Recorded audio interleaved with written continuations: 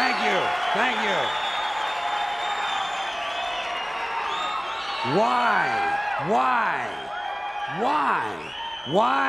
Why is it that most of the people who are against abortion are people you wouldn't want to fuck in the first place, huh?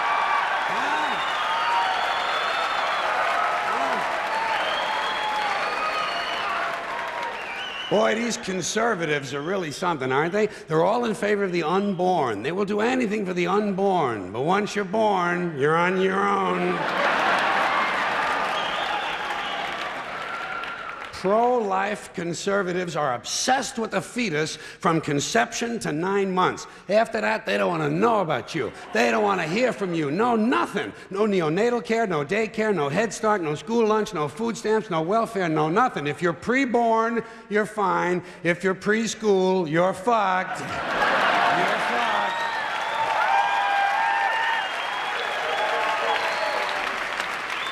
Conservatives don't give a shit about you until you reach military age. Then they think you are just fine, just what they've been looking for. Conservatives want live babies so they can raise them to be dead soldiers. Pro-life. Pro-life. These people aren't pro-life, they're killing doctors. What kind of pro-life is that? What, they'll do anything they can to save a fetus, but if it grows up to be a doctor, they just might have to kill it? They're not pro-life. You know what they are? They're anti-woman. Simple as it gets. Anti-woman. They don't like them. They don't like women.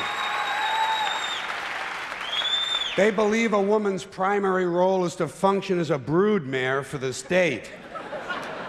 Pro-life. You don't see many of these white anti-abortion women volunteering to have any black fetuses transplanted into their uteruses, do you? No, you don't see them adopting a whole lot of crack babies, do you? No, that might be something Christ would do. And you won't see a lot of these pro-life people dousing themselves in kerosene and lighting themselves on fire. You know, morally committed religious people in South Vietnam knew how to stage a goddamn demonstration, didn't they? Huh?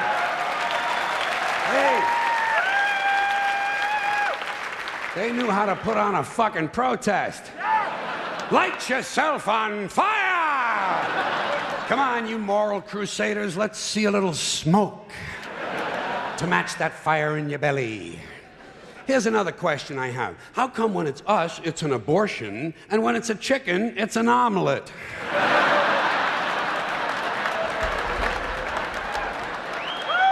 Wait.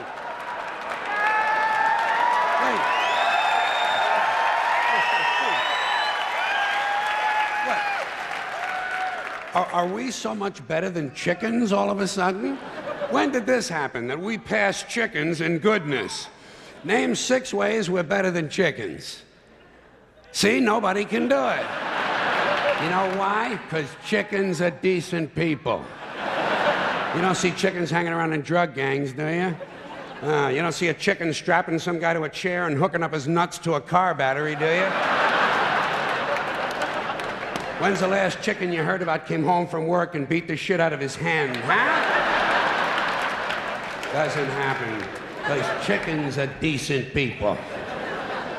But let's get back to this abortion shit. Now, is a fetus a human being? This seems to be the central question. Well, if a fetus is a human being, how come the census doesn't count them? If a fetus is a human being, how come when there's a miscarriage, they don't have a funeral? If a fetus is a human being, how come people say we have 2 children and 1 on the way, instead of saying we have 3 children? People say life begins at conception. I say life began about 1 billion years ago, and it's a continuous process. Continuous, just keeps rolling along. Rolling along. I say, you know something? Listen, you can go back further than that. What about the carbon atoms? Huh? Human life could not exist without carbon. So is it just possible that maybe we shouldn't be burning all this coal? Just looking for a little consistency here in these anti-abortion arguments. See, the really hardcore people will tell you life begins at fertilization. Fertilization when the sperm fertilizes the egg, which is usually a few moments after the man says, gee, honey, I was going to pull out, but the phone rang and it startled me.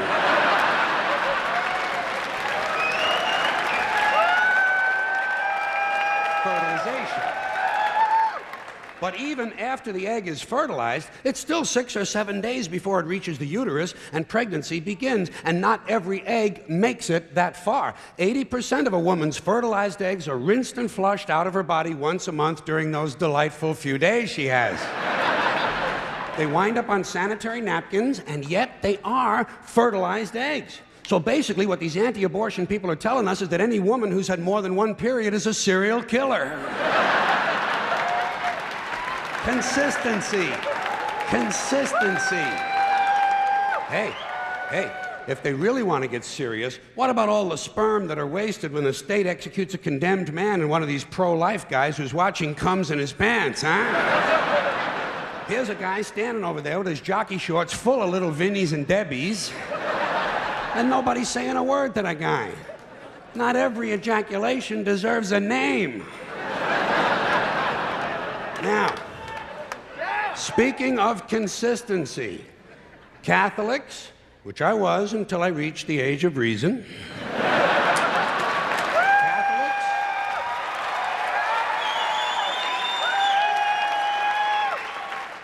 Catholics and other Christians are against abortions, and they're against homosexuals. Well, who has less abortions than homosexuals? Leave these fucking people alone, for Christ's sakes. Here is an entire class of people guaranteed never to have an abortion. And the Catholics and Christians are just tossing them aside. You'd think they'd make natural allies. Go look for consistency in religion. And speaking of my friends, the Catholics, when John Cardinal O'Connor of New York and some of these other cardinals and bishops have experienced their first pregnancies and their first labor pains and they've raised a couple of children on minimum wage, then I'll be glad to hear what they have to say about abortion. I'm sure it'll be interesting. Enlightening, too. But, in the meantime, what they ought to be doing is telling these priests who took a vow of chastity to keep their hands off the altar boys. Keep your hands to yourself, Father. You know? When Jesus said, "Suffer the little children, come unto me," that's not what he was talking about.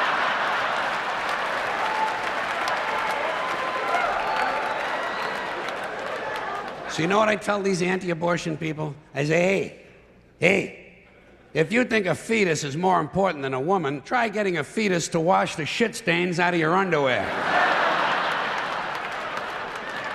For no pay and no pension. I tell them, think of an abortion as term limits. That's all it is. Biological term limits.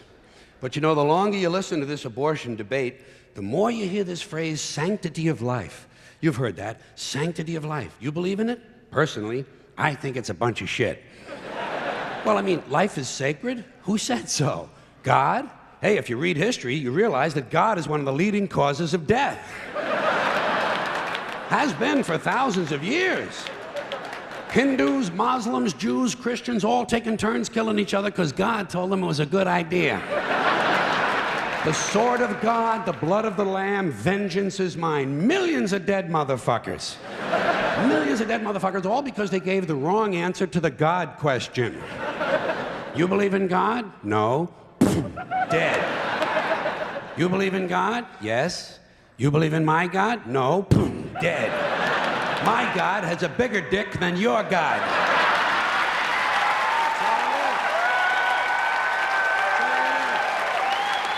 Thousands of years. Thousands of years, and all the best wars, too. The bloodiest, most brutal wars fought, all based on religious hatred, which is fine with me. Hey, anytime a bunch of holy people want to kill each other, I'm a happy guy.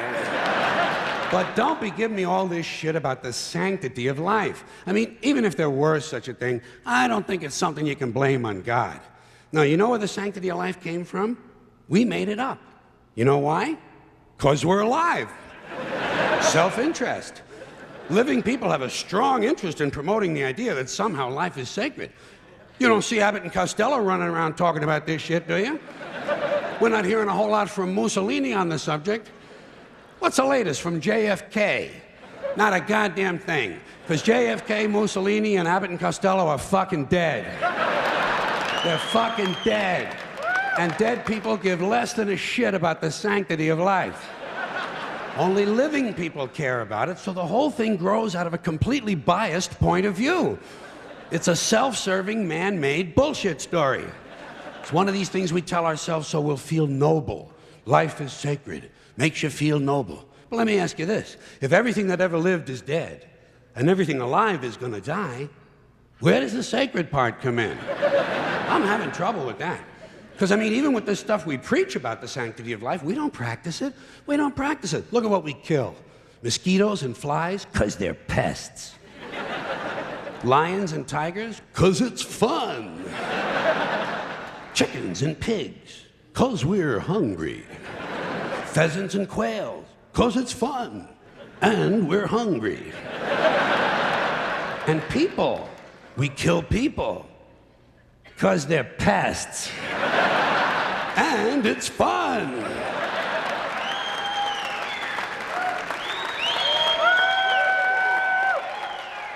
And you might have noticed something else. The sanctity of life doesn't seem to apply to cancer cells, does it? You rarely see a bumper sticker that says, "Save the tumors." Or "I break for advanced melanoma." Ah, viruses, mold, mildew, maggots, fungus, weeds, E. coli bacteria, the crabs. Nothing sacred about those things. So at best, the sanctity of life is kind of a selective thing. We get to choose which forms of life we feel are sacred, and we get to kill the rest. Pretty neat deal, huh? You know how we got it? We made the whole fucking thing up. Made it up. The same way. Thank you. The same way we made up the death penalty. We made them both up, sanctity of life and the death penalty. Aren't we versatile? And you know, in this country now, there are a lot of people who want to expand the death penalty to include drug dealers. This is really stupid. Drug dealers aren't afraid to die. They're already killing each other every day on the streets by the hundreds. Drive-bys, gang shootings, they're not afraid to die. Death penalty doesn't mean anything unless you use it on people who are afraid to die. Like the bankers who launder the drug money. The bankers who launder the drug money. Forget the dealers. You want to slow down that drug traffic, you got to start executing a few of these fucking bankers. White, middle-class, Republican bankers. And I'm not talking about soft American executions like lethal injection. I'm talking about fucking crucifixion, folks. Let's bring back crucifixions, a form of capital punishment that Christians and Jews of America can really appreciate. And I'd go a little further. I'd crucify people upside down. Like St. Peter, feet up, head down, and naked. I'd have naked upside-down crucifixions on TV once a week at halftime of the Monday night football game. Halftime, Monday night.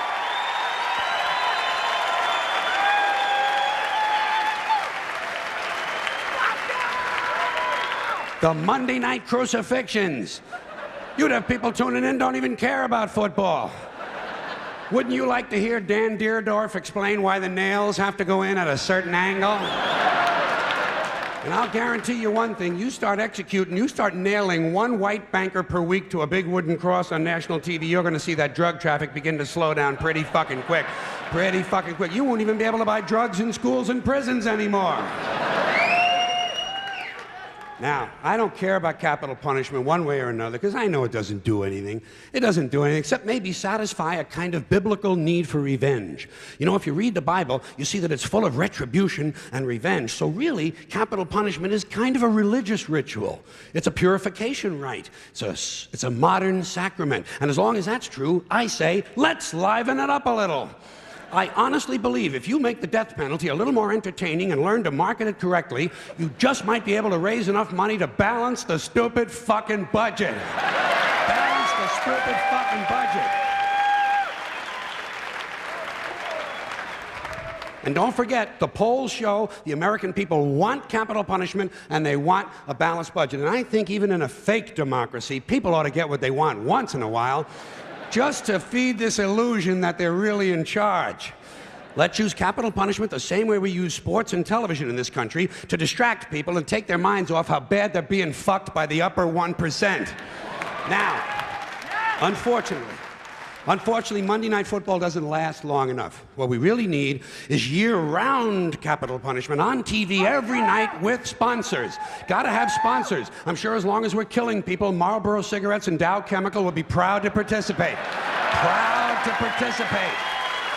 Balance the stupid fucking budget. And let me say this to you, my interesting Judeo-Christian friends, not only do I recommend crucifixions, I'd be in favor of bringing back beheadings. Beheadings on TV, slow motion, instant replay.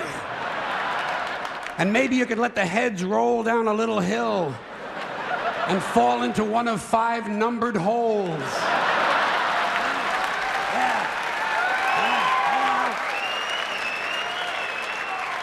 Let the people at home gamble on which hole the head is going to fall into. And you do it in a stadium so the mob can gamble on it too. Raise a little more money. And if you want to expand the violence a little longer to sell a few more commercials, instead of using an axe, you do the beheadings with a handsaw. Hey, don't bail out on me now, goddammit. The blood is already on our hands. All we're talking about is a matter of degree. You want something a little more delicate? We'll do the beheadings with an olive fork. That would be nice, and it would take a good goddamn long time. There's a lot of good things we could be doing. When's the last time we burned someone at the stake? It's been too long. Here's another form of capital punishment. Comes out of a nice, rich religious tradition. Burning people at the stake. Sponsor, Bridgeford Charcoal. And you put it on TV on Sunday mornings. The Sunday morning evangelicals send us an offering, praise Jesus, human bonfire. You don't think that would get big ratings? In this sick fucking country? Shit, you'd have people skipping church to watch this stuff. And you take the money they send in the offerings and you use it to balance the budget. What about boiling people in oil? Boy, those were the days, weren't they? You get the oil going real good, you know, a nice high rolling boil, and then slowly at the end of a rope, you lower the perpetrator head first into the boiling oil. Huh? You talk about fun shit. And just to encourage citizen participation, you let the mob in the stadium control the speed of the rope. Good, clean, wholesome family entertainment. The kids will love it. The kids will love it. And at the same time they're enjoying themselves, we're teaching them a nice Christian moral lesson. Boiling people in oil. Sponsor, Crisco. And maybe instead of boiling all these guys, every now and then you could French fry a couple of them, you know? French fried felons, dip a guy in egg batter just for a goof, you know? Kind of a tempura thing, huh? Jeffrey Dahmer never thought of this shit, did he? Jeffrey Dahmer, eat your heart out. Which is an interesting thought in and of itself. Huh?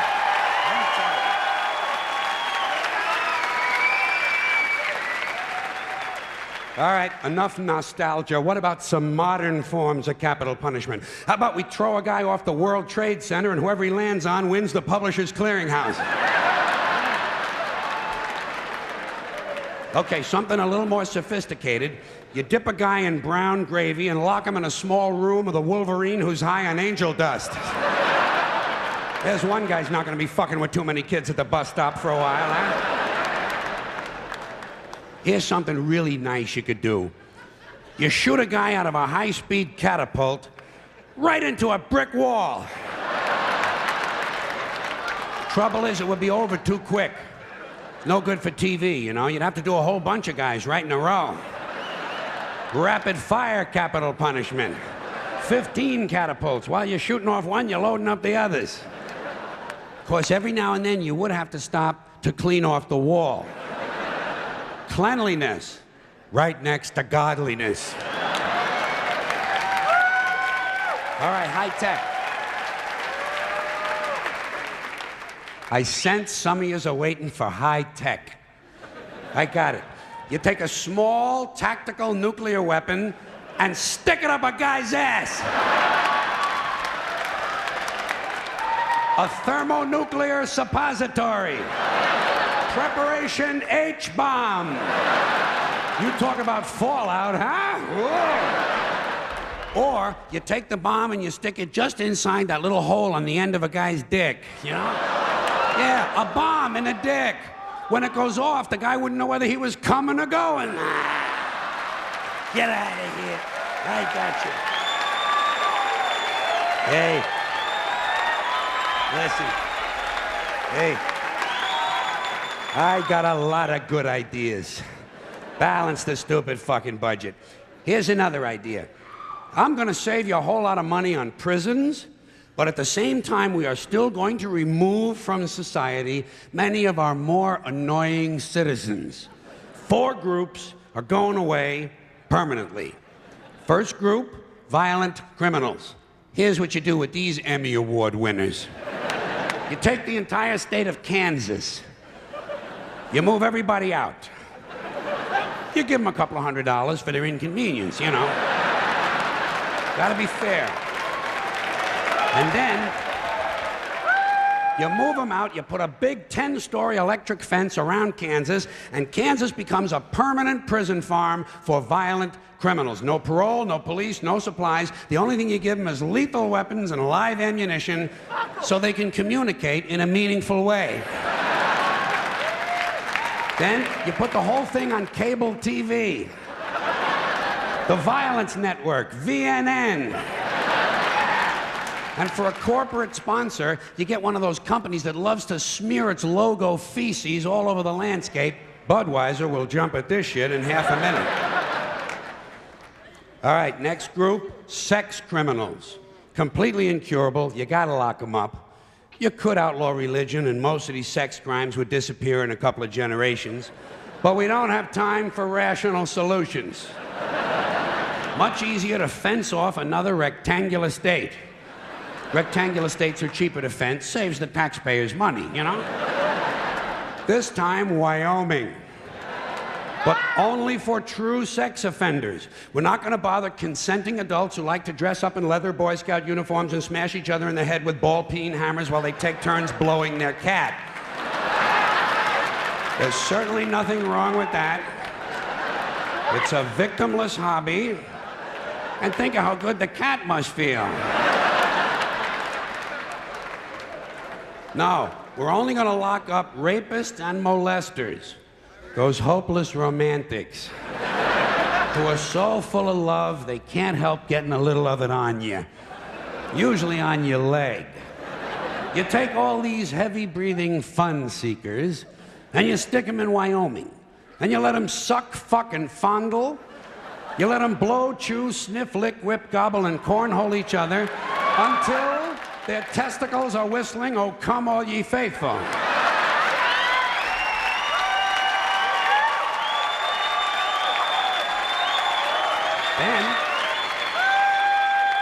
Then you turn on the cameras and you got the Sperm Channel.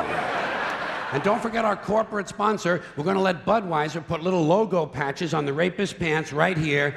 This pud's for you. All right, next group, drug addicts and alcoholics. Not all of them, don't get nervous. Just the ones who are making life difficult for at least one other person.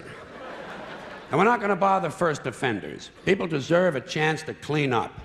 Everyone will get 12 chances to clean up. Okay, all right, 15. That's fine, and that's it. If you can't make it in 15 tries, off you go to Colorado. A perfect place for staying loaded. Each week, all of the illegal drugs confiscated in the United States that the police and DEA don't keep for their own personal use will be airdropped into Colorado.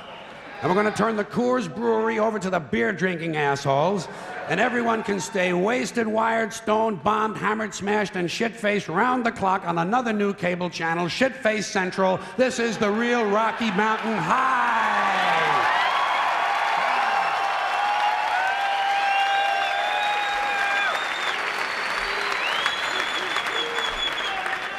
Okay, I've saved my favorite group for last.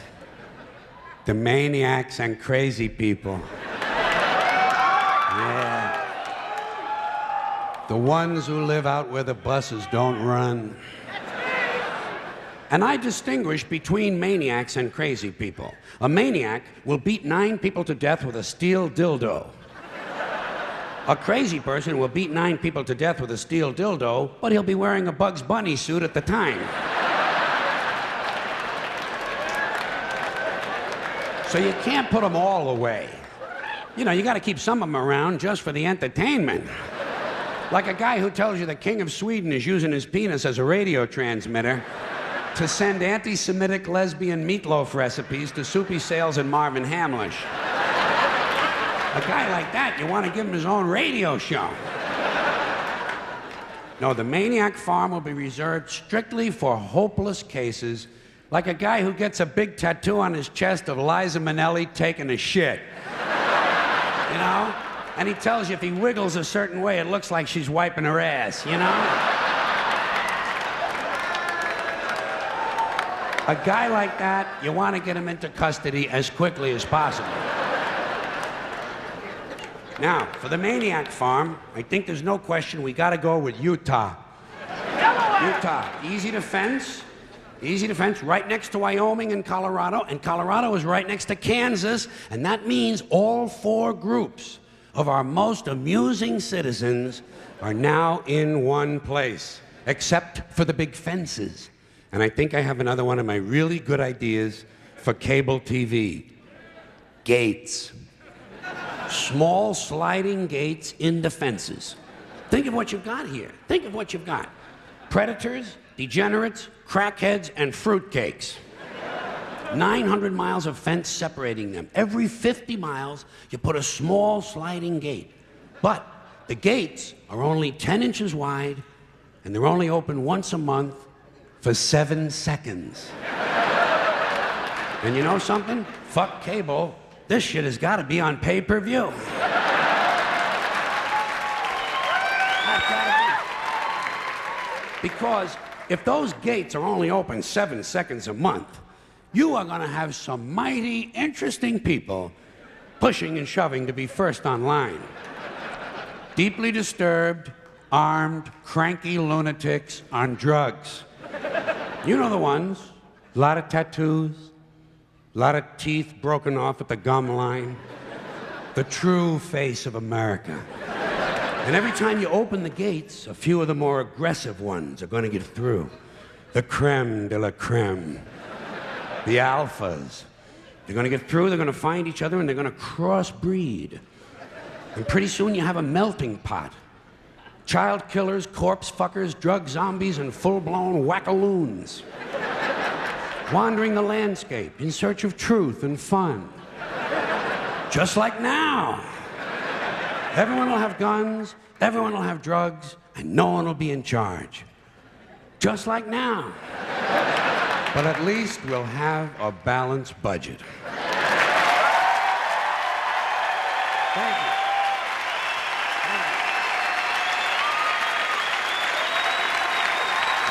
Thank you very much. I appreciate it. Thank you. Thank you. Hey, time for a few fart jokes. Where would a comedy show be without a few fart jokes? Question. Did you ever have to fart on a bus or an airplane or in some public place, but you hadn't been farting all that day, so you didn't really know the nature of the beast? You only knew there was lots of it. In a situation like that, what you have to do is to release a test fart.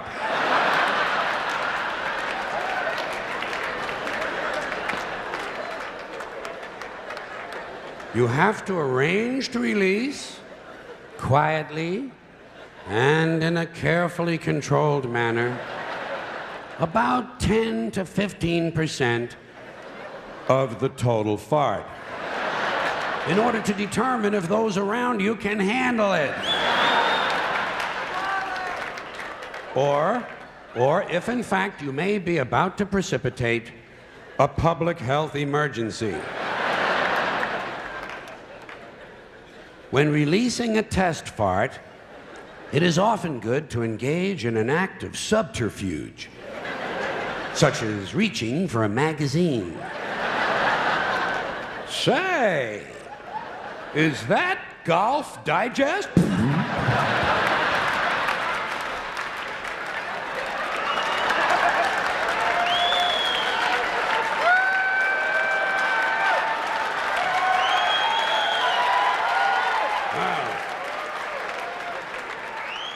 That doesn't smell too horrifying. In fact, in an odd way, it's rather pleasant. I think they ought to enjoy the rest of this baby.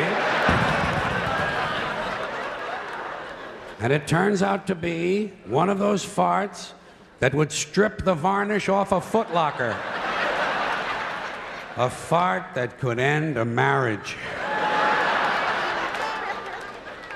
And everyone around you heads for the exits. Even the people on the airplane. As you realize, it is time to review your fiber intake. It might not be necessary, after all, each morning to eat an entire wicker swing set. I have no ending for this, so I take a small bow. Thank you. I appreciate that. Thank you. Okay. Now this next thing is about the English language.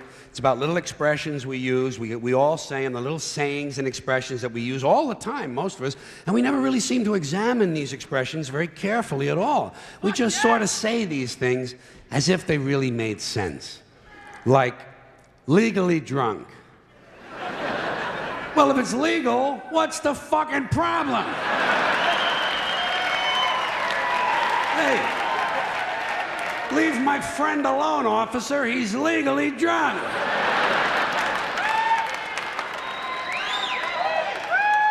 You know you can stick it. Well, why do we always assume everyone knows where they can stick it? Suppose you don't know. Suppose you're a new guy. You have absolutely no idea where to stick it. I think there ought to be a government booklet entitled Where to Stick It. Now that I think of it, I believe there is a government booklet like that. They send it to you on April 15th.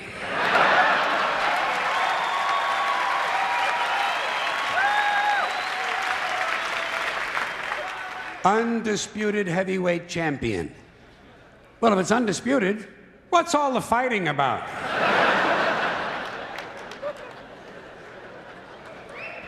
It's the quiet ones you gotta watch. You know that one, huh? Every time you see a story about a serial killer on TV, what do? They bring on the neighbor. And the neighbor says, well, he was always very quiet. And someone in the room says, it's the quiet ones you gotta watch. This sounds to me like a very dangerous assumption. I will bet you anything that while you're watching a quiet one, a noisy one will fucking kill you. Suppose you're in a bar and one guy's sitting over on the side reading a book, not bothering anybody, another guy standing up at the front with a machete, banging it on the bar, saying, I'll kill the next motherfucker who comes in here. Who are you gonna watch? You're goddamn right. Lock him up and throw away the key. This is really stupid. Where are you gonna throw the key? Right out in front of the jail? His friends will find it. How far can you throw a key? 50, 60 feet the most.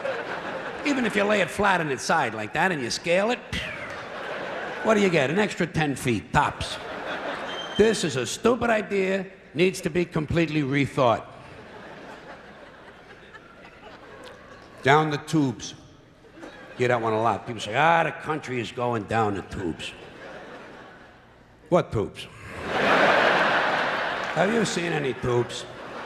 Where are these tubes? And where do they go? And how come there's more than one tube? It would seem to me, one country, one tube. What, does every state all of a sudden have to have its own tube now? One tube is all you need. But a tube that big, somebody would have seen it by now. Somebody would have said, hey, Joey, look at the fucking tube. Big ass fucking tube over here. You never hear that. You know why? No tubes. We don't have tube one. We are essentially tubeless. Takes the cake. You know? Say, boy, he really takes the cake. Where? Where do you take a cake? To the movies? You know where I would take a cake? Down to the bakery to see the other cakes. And how come he takes the cake? How come he don't take the pie? Pie is easier to carry than the cake. Easy as pie. Hey, wait. Cake is not too hard to carry either. Piece of cake. The greatest thing since sliced bread. So this is it, huh, folks? Couple of 100,000 years.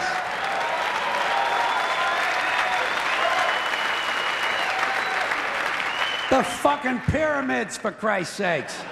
Panama Canal, the Great Wall of China. Even a lava lamp. To me, is greater than sliced bread. What's so great about sliced bread? You got a knife, you got a loaf of bread, slice the fucking thing!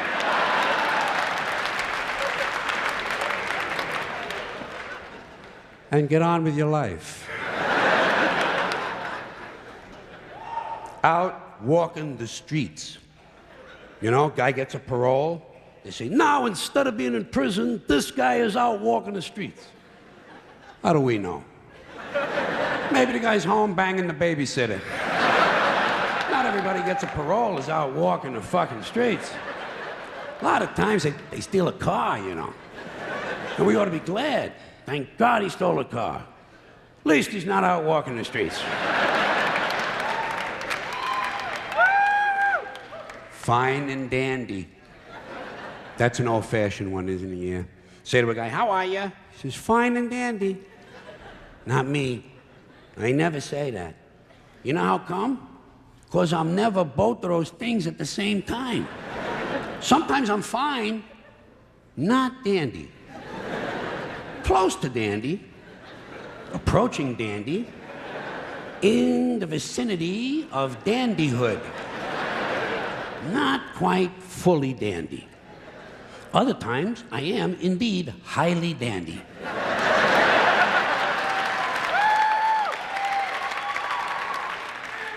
However, not fine. One time, 1965. August, for about an hour. I was both fine and dandy at the same time. But nobody asked me how I was. And I could have told him. I could have told him.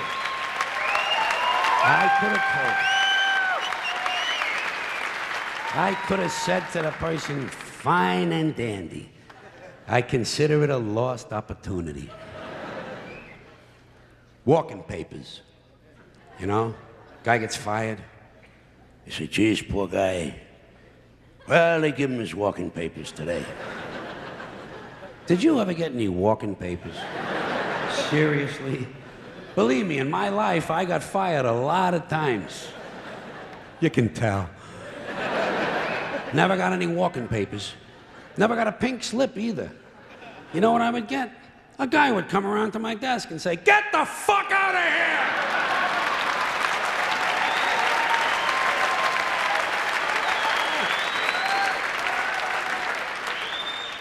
You don't need paper for that.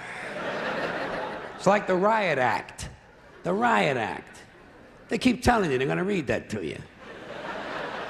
Have you heard this thing at all? Especially when you're a kid, they threaten you. You wait till your father comes home, he's going to read you the Riot Act. Tell him I already read it myself. And I didn't like it either. I consider it wordy and poorly thought out. He wants to read me something. How about the Gentleman's Guide to the Golden Age of Blowjobs?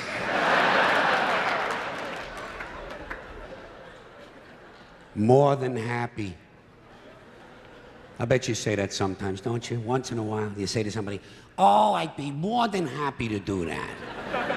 How can you be more than happy? To me, this sounds like a dangerous mental condition. We had to put Dave in the mental home.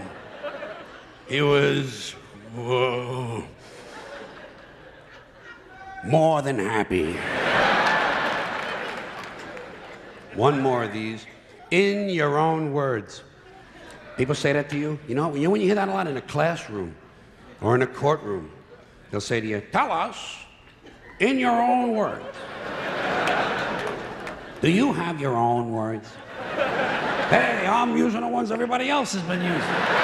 Next time they tell you to say something in your own words, say, Nick flat blarney quando flu. Thank you. All right. Yes, thank you. Now, this next piece of material is real simple. It's called free-floating hostility. 24 minor cultural items I'm bored with, tired of, and pissed at. So I hope you're ready for a little random anger. People who make quote marks in the air with their fingers. Are you tired of these people yet? He said he was sober. Hey, lady, eat me!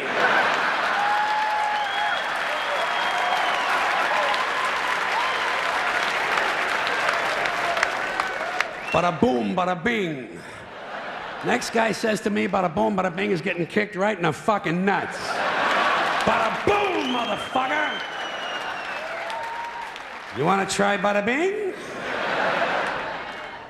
Bad hair day. Where did this shit come from? What a superficial culture. Put on a hat and go to work, you shallow cunt.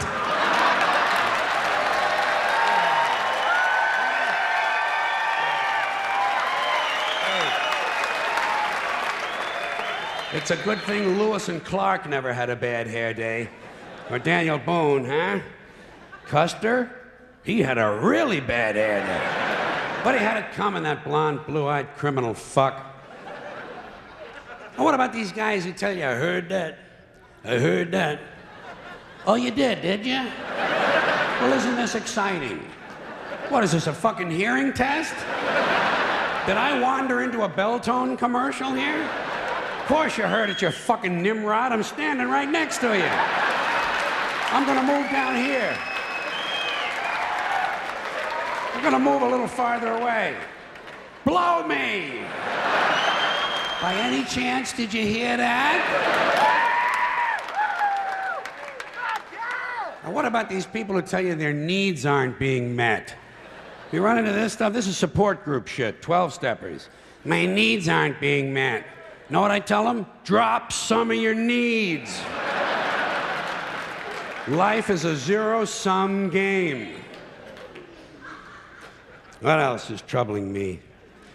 Mickey Mouse's birthday being announced on the television news as if it's an actual event. I don't give a shit.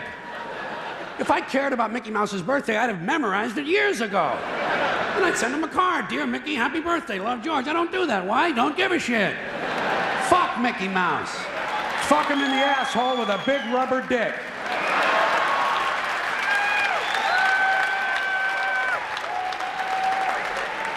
Then break it off and beat him with the rest of it. I hope Mickey dies.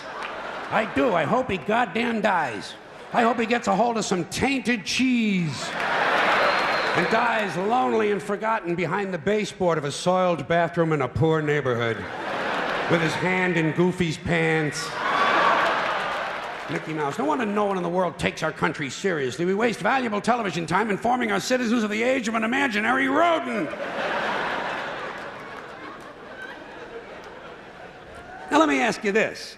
The two pandas in the zoo, do you care if they fuck? I don't.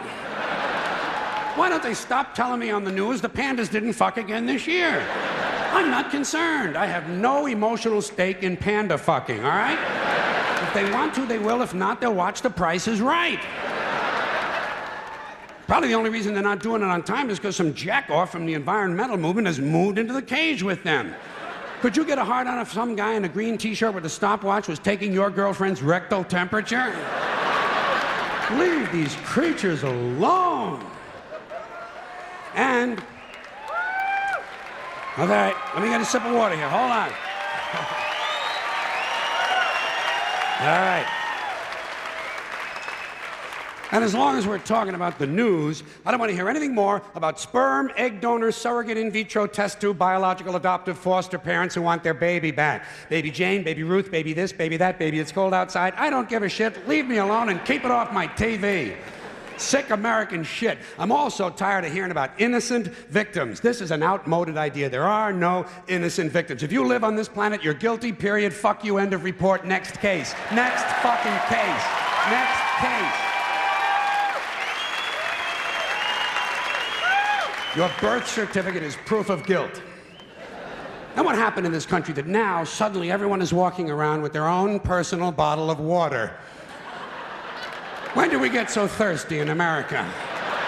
Is everybody so dehydrated they have to have their own portable supply of fluids with them at all times? Get a drink before you leave the house. Another crime against society, hyphenated names. Hey, lady, pick a fucking name, would you please?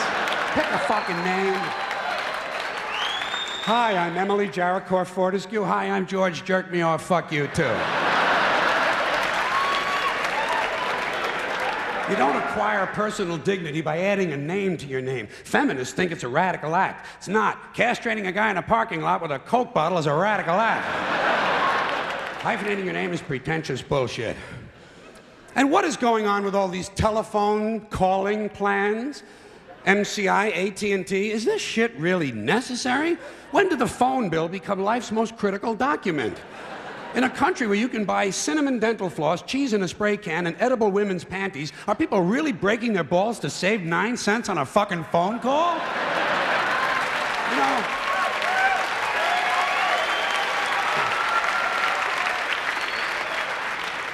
talking to your mother once a year might not be the most pleasant thing in the world, but it should not be seen as a critical spending decision.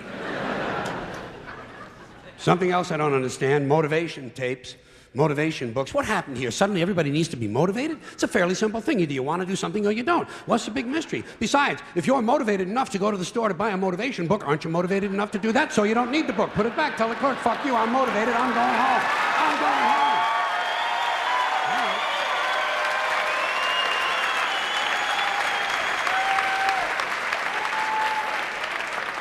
And can anyone explain to me the need for 1 hour photo finishing?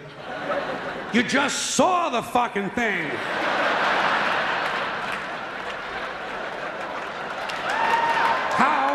How can you possibly be nostalgic about a concept like a little while ago? Another complaint, too many vehicles. There are some families in this country own entirely too many vehicles. You see them on the highway in an RV, but that's not enough for them. RV's not enough. Behind them, they're towing a motorboat, go-kart, dune buggy, dirt bike, jet ski, snowmobile, parasail, hang glider, windsurfing equipment, a hot air balloon, and a small two-man deep-sea diving bell. Doesn't anyone just take a fucking walk anymore? The only thing these people lack is a lunar excursion module. Too many choices, America. It's not healthy. Another abomination. White guys over 10 years of age who wear their baseball hats backwards. Listen to me. White guys, let me tell you something. You're never going to be as cool as black guys. It's not going to happen. You're white and you're lame. It's a fucking law of nature. Turning your hat around and learning a complicated handshake will not make you cool.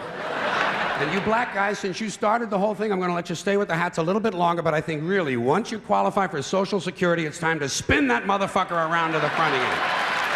All right?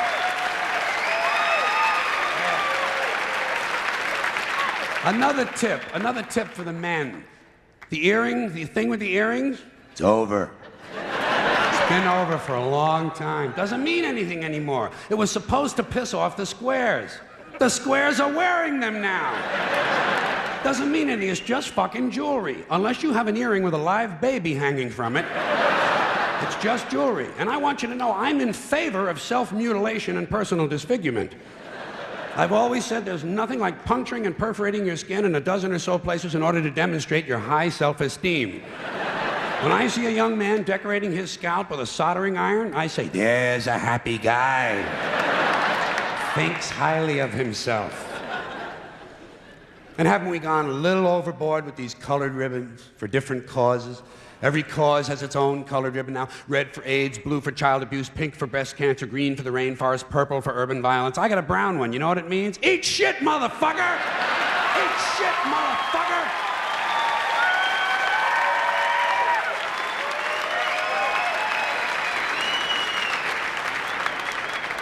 And what can we do to silence these Christian athletes who thank Jesus whenever they win, never mention his name when they lose?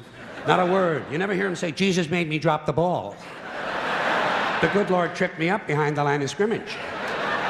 According to these guys, Jesus is undefeated. Meanwhile, these assholes are in last place. Must be another one of those miracles.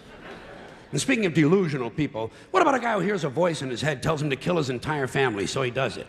Is this the only thing a voice in the head ever tells these people to do is to kill others? Doesn't a voice ever tell a guy, go take a shit on the salad bar at Wendy's?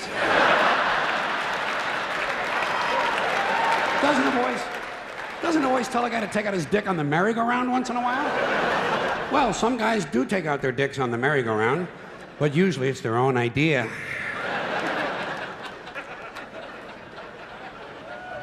Something else I can do without: aftershave and cologne. And this disgusting shit that men put on their bodies. Just what I need in the elevator. Some guy standing next to me smells like a fucking pine tree. I say, go home and wash, you smelly prick. You smell like the urinal in a Portuguese cat house. God damn, guys are stupid. Guys are really fucking dumb. They think they're gonna get laid with this stuff, you know. Oh yeah, they put it on at home. Oh boy, I'll get laid tonight, I'll get laid tonight. You don't get laid with green shit that comes out of a bottle, okay? And the only smell that's gonna help you get laid might be your own natural scent. You have pheromones. It's a secondary sex characteristic. People in America, oh, nervous about sex. They wanna cover that up and disguise it. Guys in Europe, they know how to live. Guy gets in the elevator over there, he smells like a pile of dog shit. Those people are sophisticated.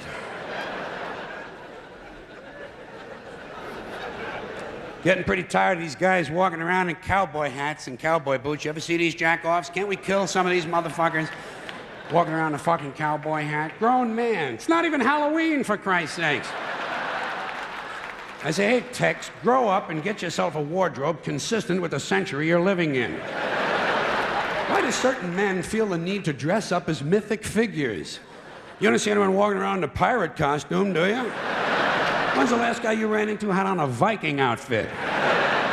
Make-believe cowboys. Closest they ever got to a cow is when they stopped to take a piss at an Arby's. And camcorders. Here is technology gone berserk. Everywhere you go now, there's some dick, some yo-yo, some putz with a camcorder, and he is going to tape everything. Doesn't anyone in this country just stop and look at things anymore? Sort of take them in? Maybe even remember them? Is that just a strange notion? Does experience have to be documented and brought home and saved on a shelf? And do people really watch this shit?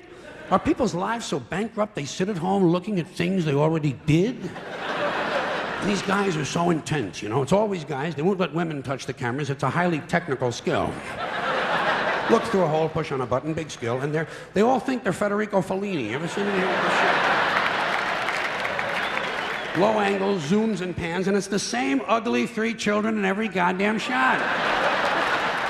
All the George Lucas magic in Hollywood is not going to change the unfortunate genetic configuration on the faces of these children. Keep these unfortunate youngsters out of public view. Now, a lot of these, hold on a sec.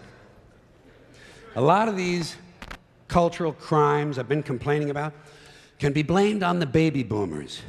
Something else I'm a little tired of hearing about. The baby boomers.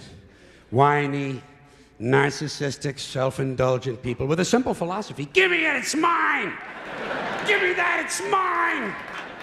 These people were given everything. Everything was handed to them. And they took it all. Took it all. Sex, drugs, and rock and roll. And they stayed loaded for 20 years and had a free ride. But now they're staring down the barrel of middle-age burnout, and they don't like it. They don't like it, so they've turned self-righteous. And they want to make things hard on younger people. They tell them abstain from sex, say no to drugs. As for the rock and roll, they sold that for television commercials a long time ago. So they could buy pasta machines and Stairmasters and soybean futures. Soybean futures. You know something? They're cold, bloodless people. It's in their slogans, it's in their rhetoric. No pain, no gain. Just do it. Life is short, play hard. Shit happens, deal with it. Get a life. These people went from do your own thing to just say no. They went from love is all you need to whoever winds up with the most toys wins. And they went from cocaine to Rogaine.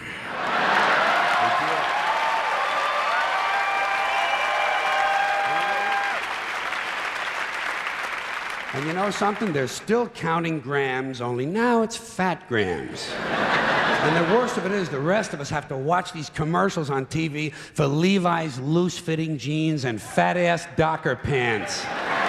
Because these degenerate, yuppie, boomer cocksuckers couldn't keep their hands off the croissants and the Haagen-Dazs. And their big fat asses have spread all over, and they have to wear fat-ass Docker pants. Fuck these boomers, fuck these yuppies, and fuck everybody, now that I think of it.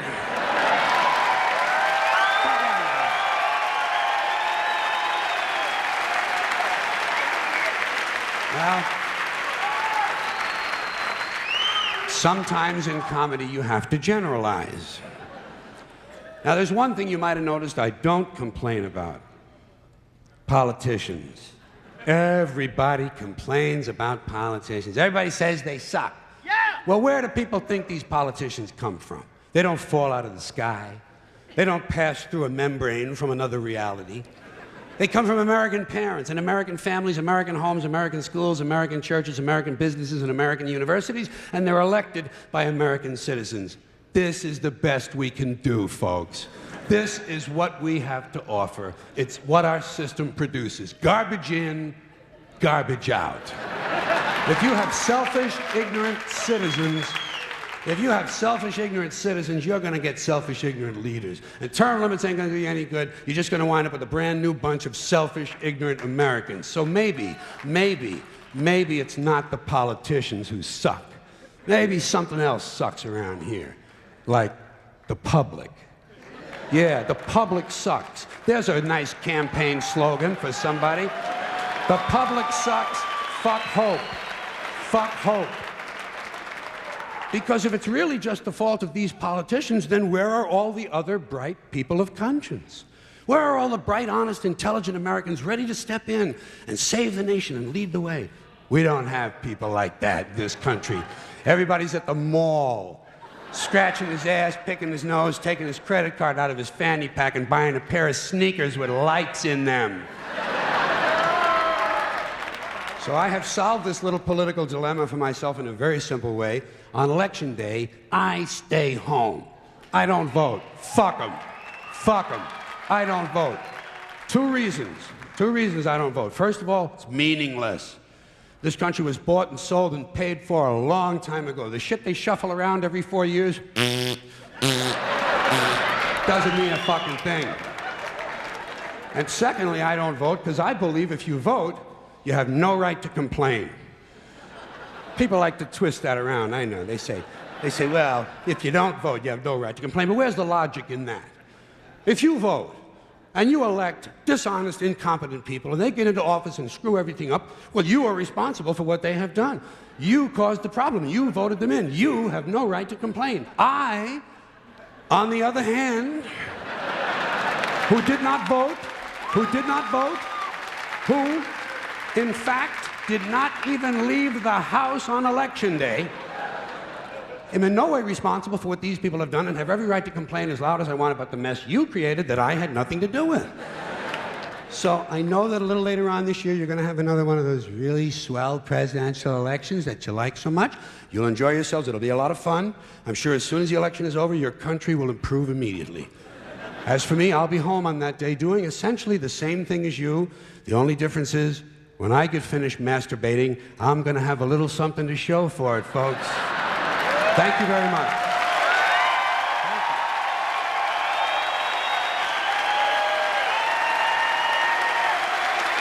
Thank you.